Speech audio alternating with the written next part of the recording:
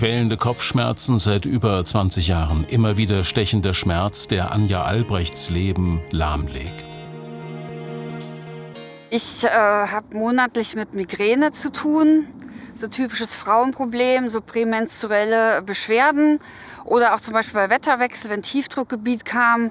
Da habe ich dann auch immer Migräne bekommen. Ich war dann beim Neurologen und der hat mir dann diese Triptane verschrieben, diese Migränemittel, aber die habe ich überhaupt nicht vertragen. Dann bin ich auf Novalgin-Tropfen umgestiegen oder auch Naproxen und Ibuprofen hochdosiert und habe das natürlich dann wirklich jeden Monat dann immer eingenommen. Von den Migränemitteln bekommt die 47-jährige Herzrasen und auch andere hochdosierte Mittel möchte sie nicht dauerhaft einnehmen.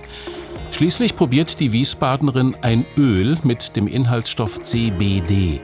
Jetzt schwört sie schon seit 3 Jahren darauf, nicht nur, weil es gegen ihre Migräne hilft. Also ich hatte gerade vor 3 Jahren eine ziemlich stressige Zeit, privat und auch beruflich, und konnte schlecht einschlafen, habe dann plötzlich gemerkt, oh Wahnsinn, ich schlafe wieder besser ein, ich schlafe besser durch, und es ist natürlich wunderbar, dass man dann noch so einen positiven Nebeneffekt hat.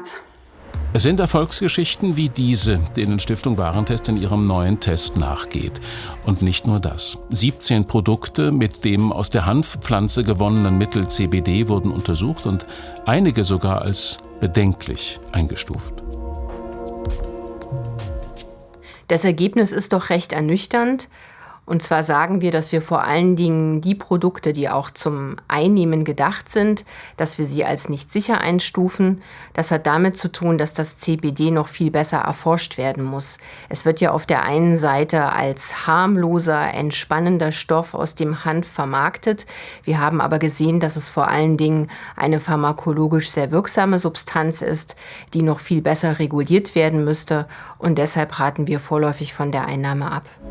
Laut einer Umfrage des Testinstituts nutzt mehr als jeder 10. Befragte CBD-haltige Produkte.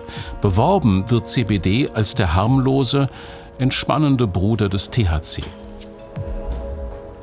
Was man schon ziemlich genau weiß, dass man sich vorstellen kann, dass es wie eine Bremse bei starker Erregung funktioniert. Das heißt, wenn ich sehr angespannt bin, dann ist es sehr wahrscheinlich, dass ich durch die Einnahme von CBD dann etwas ruhiger werde.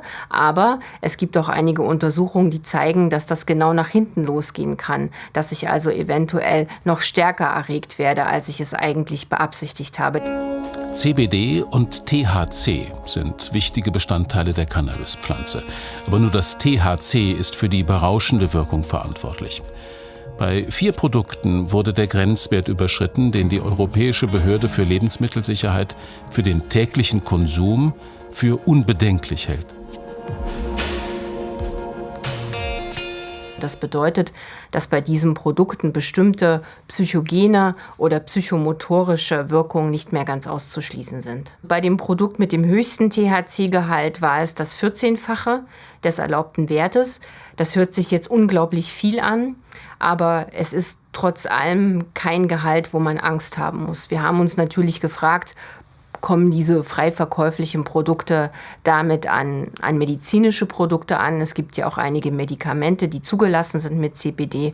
Davon sind sie weit entfernt und sie sind auch sehr weit vom THC-Gehalt eines Joints entfernt. Die Kritik der Tester zielt nicht vorrangig auf Wirkung oder Nichtwirkung der Präparate, sondern mahnt vor allem fehlende bzw. mangelhafte Studien über die Langzeit- und Wechselwirkung an. Es gibt einige Personengruppen, denen wir auf jeden Fall davon abraten, CBD-Produkte einzunehmen. Dazu zählen Personen, die regelmäßig Medikamente einnehmen. Hier ist einfach die Gefahr der Wechselwirkung relativ groß und muss besser abgeklärt werden. Und auch Schwangeren und Frauen, die stillen, raten wir davon ab. Ein Gespräch mit dem Hausarzt kann in jedem Fall nur helfen. Anja Albrecht hat sich in den letzten Jahren viel mit den unterschiedlichen CBD-Produkten beschäftigt. Berauschende Wirkungen oder andere Nebenwirkungen hat sie bislang nicht gespürt.